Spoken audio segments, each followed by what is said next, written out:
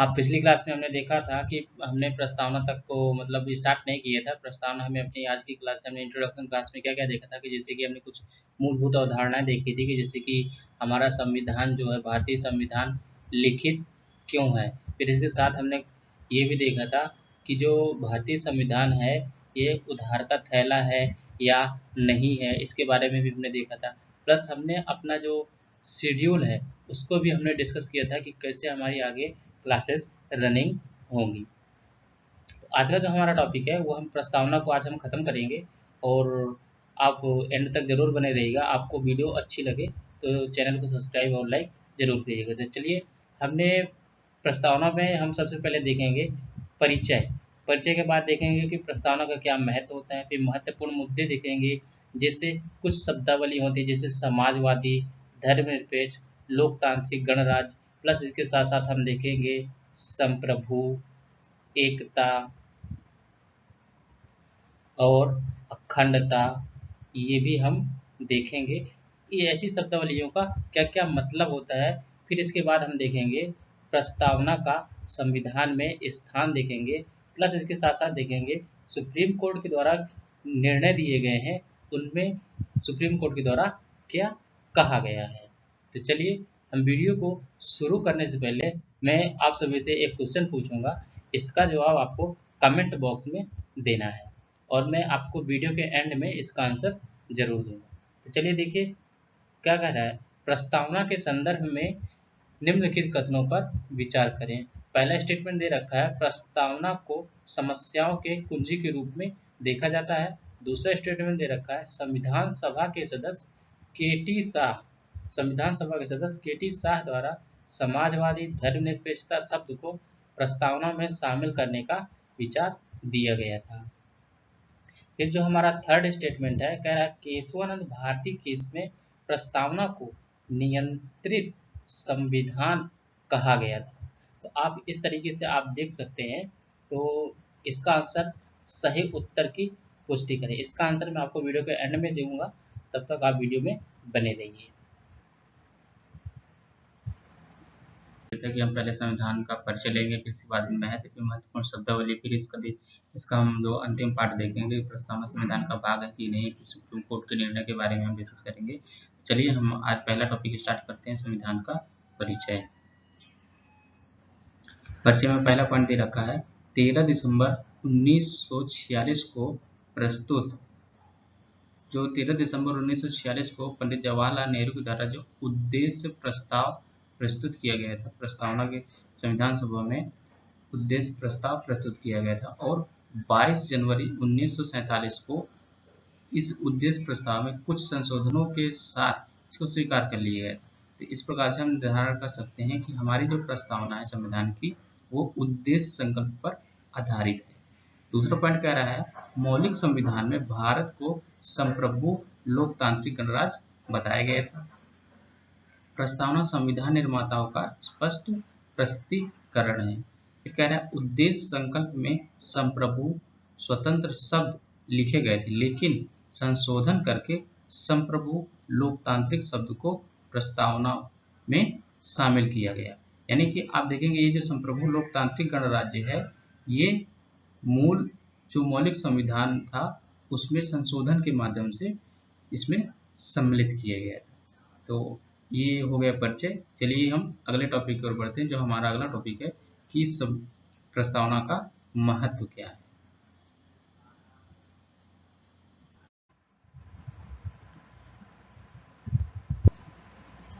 यदि आप यहाँ पे देख सकते हैं प्रस्तावना का महत्व। प्रस्तावना के महत्व में आप पहला पॉइंट देखेंगे कि ये प्रस्तावना भारत की जन्म कुंडली है और संविधान की आत्मा कहा जाता है। प्रस्तावना को संविधान की आत्मा कहा जाता है। आप मुझे कमेंट बॉक्स में बताइए, यह स्टेटमेंट किसने कहा था? प्रस्तावना संविधान की आत्मा होती है, यह स्टेटमेंट किसके द्वारा कहा गया था?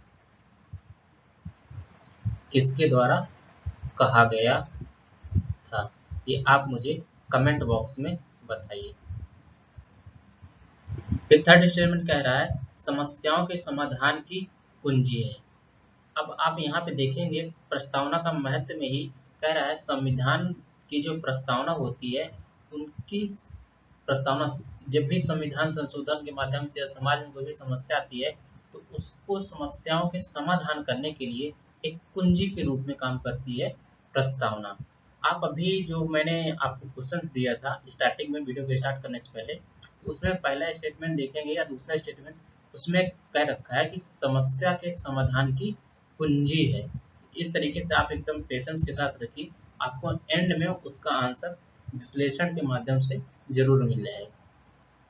फिर हमारा नेक्स्ट पॉइंट कह रहा है संविधान का पहचान पत्र है। जी हाँ, अगर संविधान जो है प्रस्तावना संविधान जो प्रस्तावना संविधान की जो प्रस्तावना है वो समस्याओं के समाधान की कुंजी है, तो जाहिर सी बात है कि पहचान पत्र भी एक तरह से हम उसको कह सकते हैं, क्योंकि जब भी कोई समस्या आती है तो आप देखते होंगे या आप कभी भी देखे होंगे या कोई बुक है तो उसमें हमेशा पहले ही प्रस्तावना लिखा होता है। उससे एक आइडिया लग जाता है कि बुक जो पर्टिकुलर बुक है इस पे हम किस तरह की बातों को मतलब देख सकते हैं, किसके बारे में लिखी गई है, कौन सा टॉपिक क्या है, ऐसी बातें हम निष्कर्ष के रूप में वहां से देख सकते हैं।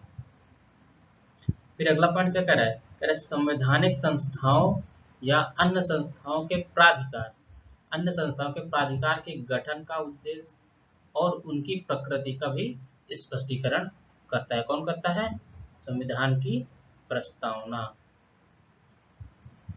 इस तरीके से आप महत्व को भी आप देख सकते हैं।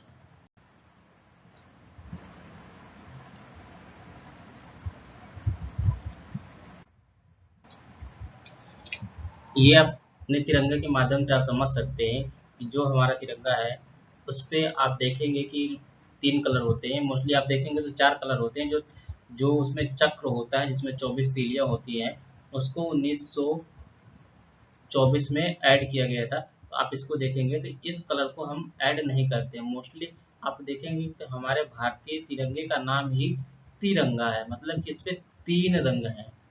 तो उस हिसाब से आप इसको समझ सकते हैं। जैसे समाजवादी शब्द है, पंथ निरपेक्ष, लोकतांत्रिक, गणराज्य, ये क्या है? ये हमारी प्रस्तावना के पहचान के रूप में जाने जाते हैं।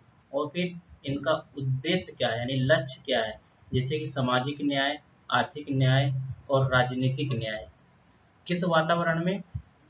स्वतंत्रता, समानता, बंधुता और व्यक्ति की गरिमा, यानी कि मानवाधिकार के वातावरण में सामाजिक न्याय, आर्थिक न्याय और राजनीतिक न्याय, ये हमारे जो लक्ष्य हैं। और जो हमारा साध्य है वह एकता और अखंडता।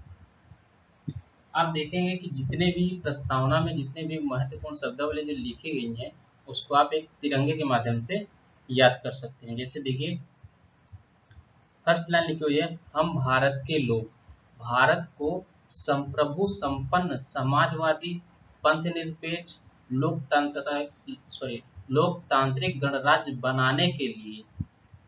बनाने के लिए सामाजिक न्याय, आर्थिक न्याय, राजनीतिक न्याय, मानवाधिकार के वातावरण में, लेकिन ये डायरेक्टली नहीं लिखा हुआ, मानवाधिकार के वातावरण में नहीं लिखा हुआ है। आप देखेंगे स्वतंत्रता, समानता, बंधुता और व्यक्ति की गरिमा, इन सब को अगर कंसोलिडेट कर दिया जाए तो मानवाधिकार के वातावरण में एकता और अखंडता को स्थापित करना है। इस तरीके से आप प्रस्तावना को भी याद कर सकते हैं।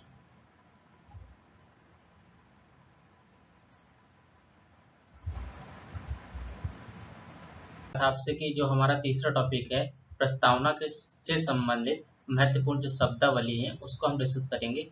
चलिए देखिए, अभी हमने बात किया कि हम भारत के लोग भारत को संप्रभु, संपन्न बनाने के लिए समाजवादी, धर्मनिरपेक्ष, लोकतांत्रिक, गणराज्य, फिर इसके साथ हमने देखा था आर्थिक न्याय, सामाजिक न्याय, राजनीतिक न्याय, मानवाधिकार के वातावरण में एकता और अखंडता को स्थापित करने के लिए, या हम संविधान की प्रस्तावना को आत्मार्पित करते हैं।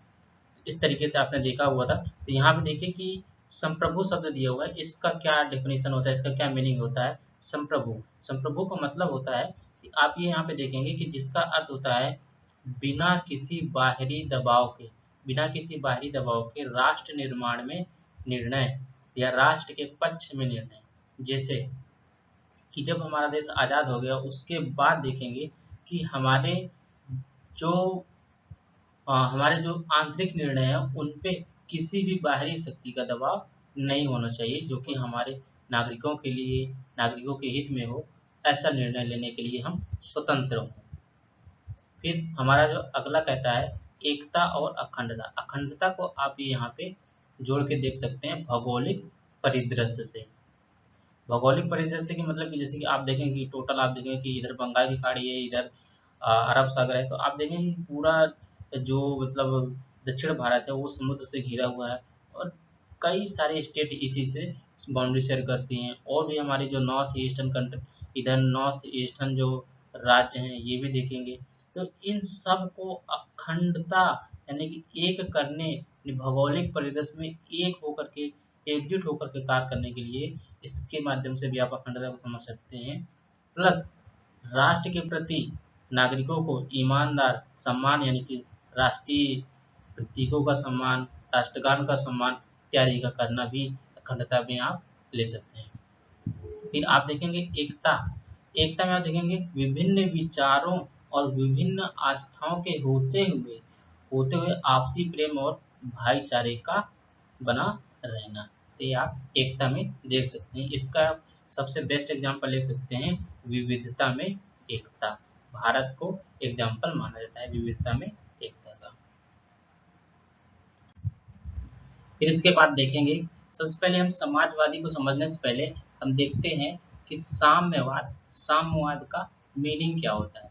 सबसे पहले साम्यवाद को समझ लेते हैं, मार्क्सवाद को समझते हैं, तब आपको भारतीय समाजवाद की मीनिंग को और समझने में क्लियरिटी आएगी। देखिए साम्यवाद क्या कहता है। साम्यवाद कहता है वर्ग रहित होगा, यानी कि यहाँ पे वर्ग नहीं होगा। फिर क्या कहता है, सभी संसाधनों पर राज्य का नियंत्रण और सभी को एक समान वितरण, यानी कि जो सभी संसाधन है, जो मतलब सभी संसाधन उन पे राज्य का नियंत्रण तो होगा, लेकिन सभी को एक समान वितरण। जैसे कि कोई गरीब है उसको भी उतने संसाधन मिलेंगे, कोई अमीर है तो उसको भी उतने ही संसाधन मिलेंगे।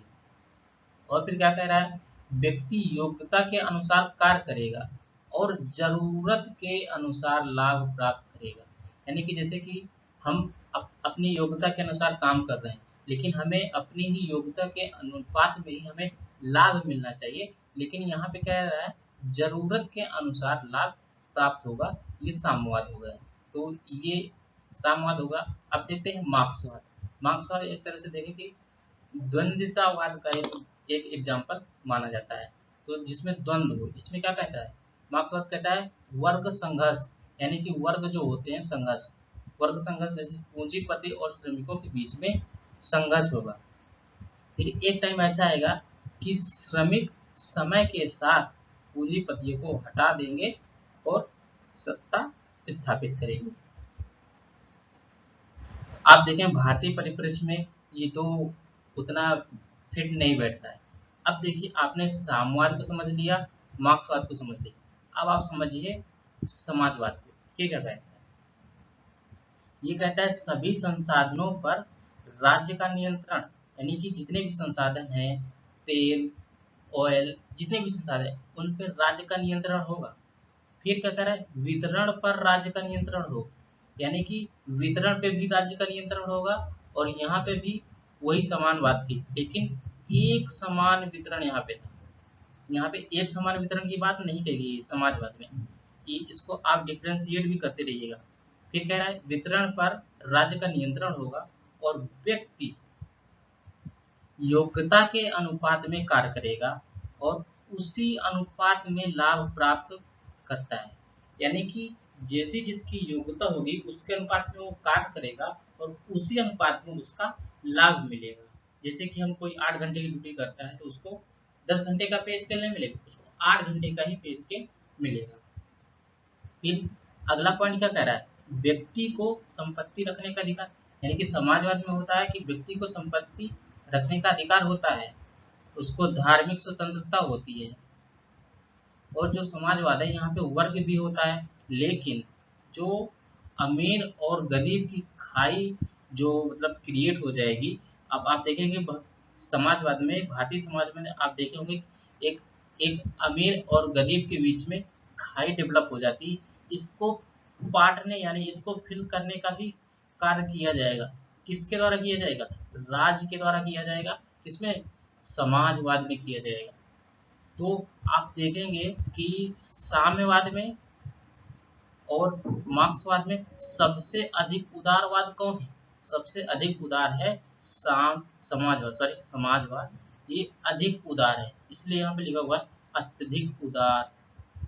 फिर आप देखेंगे कि इसमें लोकतांत्रिक गुण भी दिखाई देते हैं, जैसे राज्य का नियंत्रण, सभी संसाधनों पर राज्य का नियंत्रण होगा और वितरण पे भी राज्य का नियंत्रण होगा, लेकिन अपनी योग्यता के अनुसार काम करना है और योग्यता के अनुपात में ही आपको उसका मतलब लाभ मिलेगा।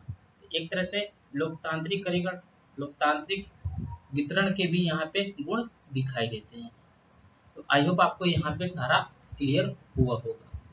चलिए आगे बढ़ते हैं।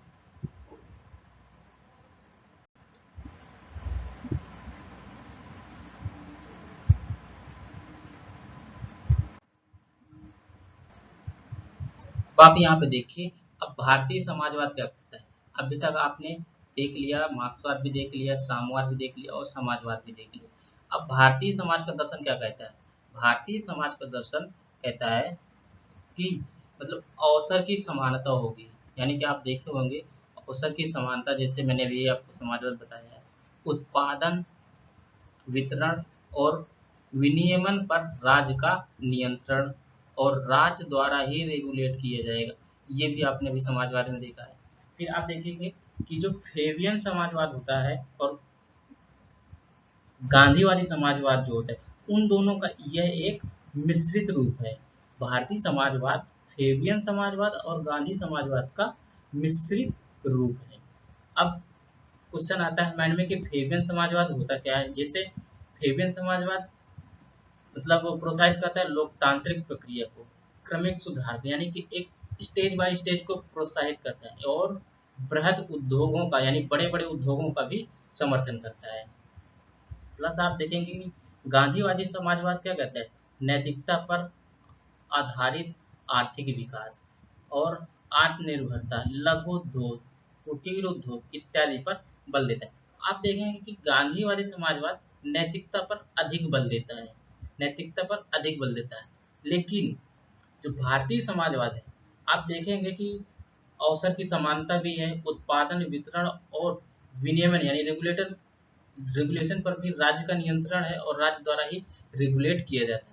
तो आप यहाँ पे देखेंगे कि मतलब आपको दोनों गुण दिखाई देंगे, भारतीय समाजवाद में दोनों गुण दिखाई देंगे, यानी कि फेबियन और गांधीवादी। नैतिकता भी दिखाई देगी थी, नैतिकता जैसे कि लोकतांत्रिकरण से आप देखेंगे कि अवसर की समानता भी है, लोगों को धार्मिक स्वतंत्रता भी है। आप देखेंगे ओवरऑल, आप देखेंगे पूरा, तो आपको दोनों के गुण इसमें दिखाई देंगे। फिर हमारा जो नोट्स में क्या कर रहा है, नोट में मौलिक संविधान में समाजवाद शब्द नहीं था। आप इसको नोट कर लें या पेन कापी लेकर के बैठे, इसमें आप नोट कर लें, क्योंकि ये प्रीलिम्स में आपसे पूछ सकता है। मौलिक संविधान में समाजवाद शब्द नहीं था और फिर संविधान सभा के सदस्य केटी शाह द्वारा इसे शामिल करने का विचार दिया गया था। अब देखिए, मैंने आपसे जो क्वेश्चन पूछा है उसमें केटी शाह के बारे में ही एक मैंने स्टेटमेंट वहाँ पे शायद देखा था। तो वहाँ पे भी आप देख सकते हैं कि कैसे विश्लेषण के माध्यम से किस तरीके से क्वेश्चन को डिजाइन किया गया है, ताकि जब तक आप डीप नॉलेज नहीं रखेंगे तब तक आप क्वेश्चन को सॉल्व ही नहीं कर पाएंगे। फिर ये जो समाजवाद था उसे स्वर्ण सिंह समिति की सिफारिश पर 42वें संविधान संशोधन के माध्यम से जोड़ा गया था। तो ये हो गया हमारा तीसरा, यानी कि भारतीय समाजवाद। अब आप ये यहाँ पे देखेंगे कि जो हमारा अगला महत्वपूर्ण जो शब्दावली है जो संविधान में दिया गया है, जो हमारे संविधान की प्रस्तावना में जो लिखा हुआ है, धर्मनिरपेक्षता। धर्मनिरपेक्षता के बारे में आप देखेंगे कि जैसे कि मौलिक संविधान में धर्मनिरपेक्षता शब्द नहीं था, ये इम्पोर्टेंट है, आप इसको नोट कर सकते हैं। फिर हमारी जो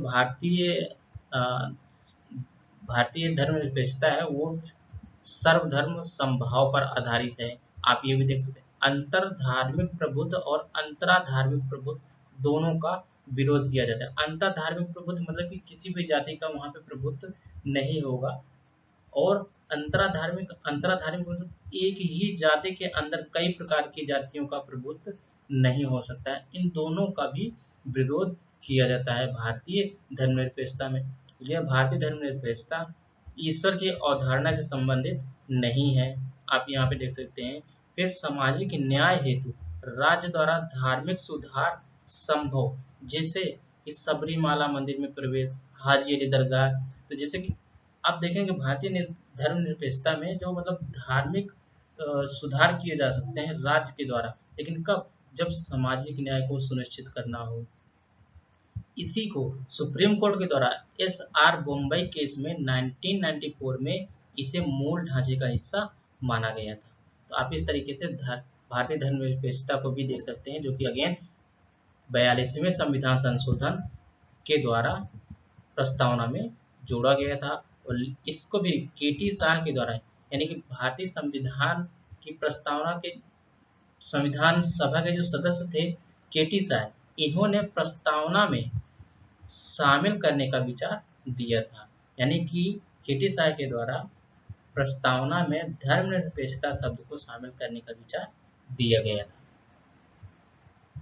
चलिए हम अगले टर्म की ओर बढ़ते हैं।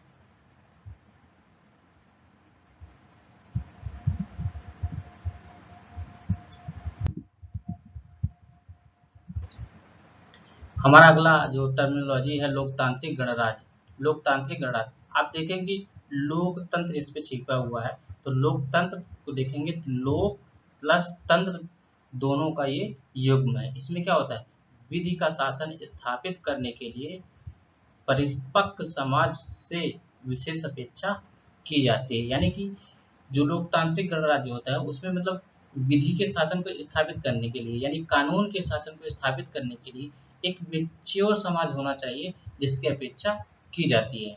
यही 2002 में सुप्रीम कोर्ट के द्वारा कहा गया, भारतीय लोकतंत्र तभी सफल होगा जब मतदाता, यानी कि हम और आप जो जितने भी नागरिक हैं भारत के जो मतदान करते हैं, वो क्या होंगे?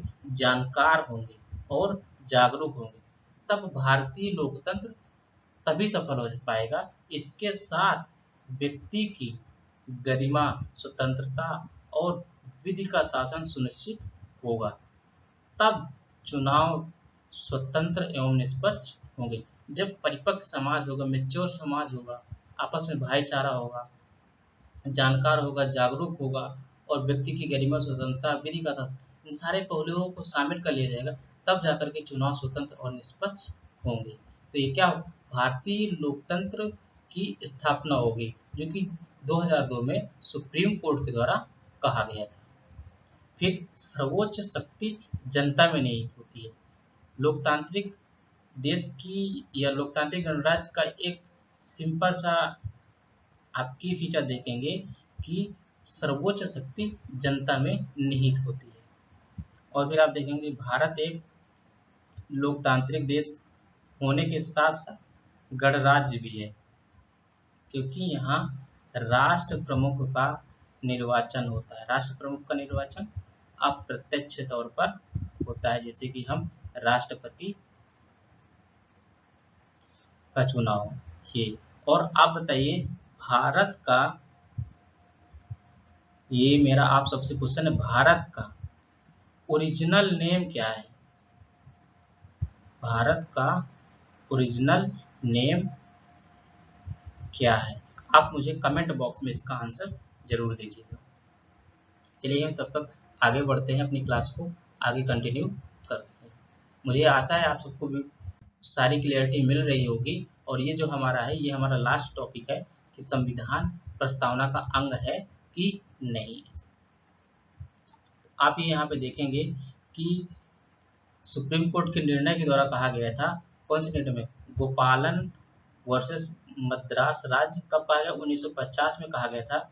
न्यायपालिका द्वारा प्रस्तावना लोकतांत्रिक संविधान देने का वचन देती है। फिर आप देखेंगे वेणुवादी केस में 1960 में सुप्रीम कोर्ट के द्वारा कहा गया, प्रस्तावना संविधान का अंग नहीं है। प्रस्तावना संविधान का अंग नहीं है और ना ही किसी सत्ता या शक्ति का स्रोत है। फिर अगेन जब मामला गया केशवानंद भारती केरल राज्य के केस में, आप देखें कि 1973 में फिर अगेन सुप्रीम कोर्ट ने अपने पुराने दिए गए निर्णय को बदल दिया और कहा प्रस्तावना संविधान का अंग है और ये क्या है, वर्तमान में यही मान्य है। आप इसको अंडरलाइन कर ले, वर्तमान में यही मान्य है। फिर इसके साथ साथ कहा गया IR किल्हो 2007 का केस है, IR किल्हो के केस में प्रस्तावना एक नियंत्रित संविधान है, ये कहा गया सुप्रीम कोर्ट के द्वारा। तो आप देख सकते हैं ये भी स्टेटमेंट क्वेश्चन के फॉर्म में आपको दिखा होगा। चलिए हम अपने आज के क्वेश्चन की ओर बढ़ते हैं, जो मैंने आपसे यूपीएससी के द्वारा क्वेश्चन पूछा गया है। इस पे हम देखेंगे कैसे इसका आंसर फॉर्मेट होना चाहिए। देखिए क्वेश्चन कह रहा है संविधान की प्रस्तावना का शब्द रिपब्लिक यानी गणराज्य, उनकी विशेषताएं क्या क्या हैं, उनकी चर्चा करनी है। क्या वर्तमान में इसकी रक्षा कर सकते हैं, ये आंसर है। ये क्वेश्चन है, आपको इसका आंसर देना है। तो इसके लिए फॉर्मेट कैसा होना चाहिए, चलिए रिपब्लिक से पहले की जितनी विशेषता है आपको उनको बताना है, जैसे कि संप्रभु। फिर इसके बाद आपको बताना है समाजवादी, यहाँ पे आपको समाजवादी, फिर धर्मनिरपेक्षता, यहाँ पे धर्मनिरपेक्षता, फिर इसके बाद आपको यहाँ पे लोकतांत्रिक गणराज्य, यहाँ पे लोकतांत्रिक गणराज्य के बारे में बताना था, ये विशेषताएं बताना है। फिर कह रहा है वर्तमान में इनकी रक्षा कर सकते हैं, रक्षा करने की बात कर रहा है, इसका मतलब यहाँ पे चुनौतियां क्या क्या हैं, चुनौती कैसे डेवलप हो रहे हैं उनको बताना है। तो देखिए अब समाजवादी की क्या क्या चुनौती हो सकती है। समाजवादी की चुनौती जैसे कि वैश्वीकरण, वैश्वीकरण के कारण समाजवाद में क्या क्या चेंजेस आ रहे हैं। निजीकरण, निजीकरण भी हो सकता है कि मतलब निजीकरण के कारण कैसे कैसे समाज डेवलप हो रहा है, गरीबी अमीरी खाई पड़ रही है। फिर इसके साथ साथ आप देखेंगे कि बाजारीकरण, बाजारीकरण, बाजारीकरण हो गया। फिर आप देखेंगे धर्मनिरपेक्षता, धर्मनिरपेक्षता में आप देखेंगे सांप्रदायिकता, सांप्रदायिकता दिन पे दिन बढ़ती जा रही है, सांप्रदायिकता। फिर आप देखेंगे सहिष्णुता की कमी होती है, सहिष्णुता, ये आप यहाँ पे देखेंगे सहिष्णुता की कमी होती है। फिर इसके बाद आप देखेंगे कि धार्मिक दिखावापन, धार्मिक दिखावापन, जैसे कि आप धर्म परिवर्तन के केस में देख सकते हैं, धार्मिक दिखावापन देख करके कि कैसे धर्म परिवर्तन किया कराया जा रहा है। फिर इस तरीके से आप देख सकते हैं कि लोकतांत्रिक गणराज्य जैसे कि विचार यहाँ पे अभिव्यक्त करने की चुनौती आ रही है, विचार व्यक्त करने की ये चुनौती आ रही है। इस तरीके से ये सारी आप देख सकते हैं, ये चुनौतियों को आप डिस्कस कर सकते हैं। तो आप इसको आप कैसे फॉर्मेट कर सकते हैं, इसका फॉर्मेट कैसा होना चाहिए। इसका फॉर्मेट होगा, सबसे पहले आपको बात करनी है कि प्रस्तावना का संक्षिप्त परिचय, प्रस्तावना का यहाँ पे आपको संक्षिप्त परिचय देना था। फिर यहाँ पे देना है रिपब्लिक यानी कि गणराज्य से पहले की जितनी भी विशेषताएं थी, विशेषताएं बतानी है, ये आपको यहाँ पे विशेषताएं बतानी है।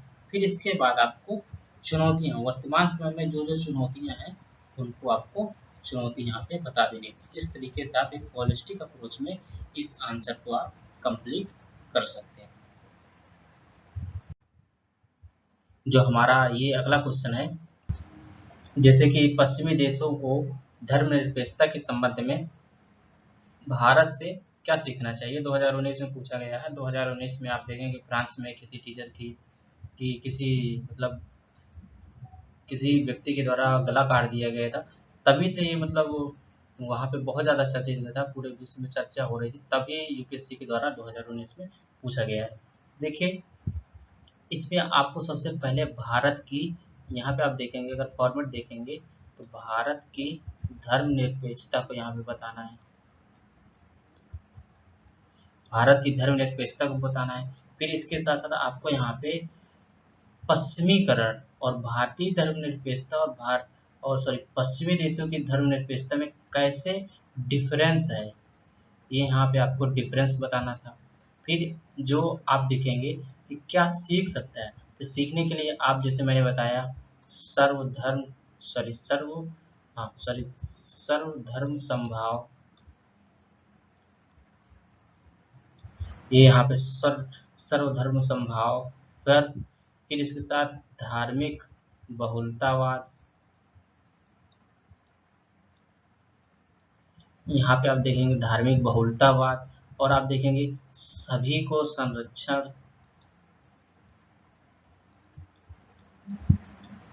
और सम्मान। आप देखेंगे तो इस तरीके से जब आप लिखेंगे तो आपका 150 वर्ड ऑलमोस्ट कंप्लीट हो जाएगा। चलिए हम अपने अगले क्वेश्चन की ओर बढ़ते हैं, जो हमने स्टार्टिंग में बात किया था। ये हमारा जो क्वेश्चन मैंने स्टार्टिंग में दिए थे कि मैं आपको वीडियो के एंड में आंसर इसका दूंगा। देखिए क्वेश्चन क्या कह रहा है, प्रस्तावना के संदर्भ में निम्नलिखित कथनों पर विचार करना था। प्रस्तावना समस्याओं के कुंजी के रूप में देखा जाता है, जैसे कि मैंने विश्लेषण में बताया था, प्रस्तावना को समस्याओं की कुंजी के रूप में देखा जाता है। तो ये स्टेटमेंट एक सही है। ये कह रहा है संविधान सभा के सदस्य केटी शाह के बारे में हमने जिक्र किया था। केटी शाह के द्वारा यहाँ पे बात की जा रही है, केटी शाह के द्वारा समाजवादी धर्मनिरपेक्षता शब्द को प्रस्तावना में शामिल करने का विचार दिया गया था। जी हाँ, हमने बताया भी था, संविधान सभा के सदस्य केटी शाह के द्वारा जो धर्मनिरपेक्षता और समाजवादी शब्द है, इसको प्रस्तावना में शामिल करने का जो विचार है दिया गया था। फिर तीसरा स्टेटमेंट कह रहा है केशवानंद भारती केस में प्रस्तावना को नियंत्रित संविधान कहा गया। तो आप देखेंगे कि केशवानंद भारती केस में नहीं कहा गया है। तो आप देखेंगे ये स्टेटमेंट ये यहाँ से रॉन्ग हो जाता है। तो ये स्टेटमेंट सही है और ये सही है। तो आपका आंसर हो जाएगा केवल 2।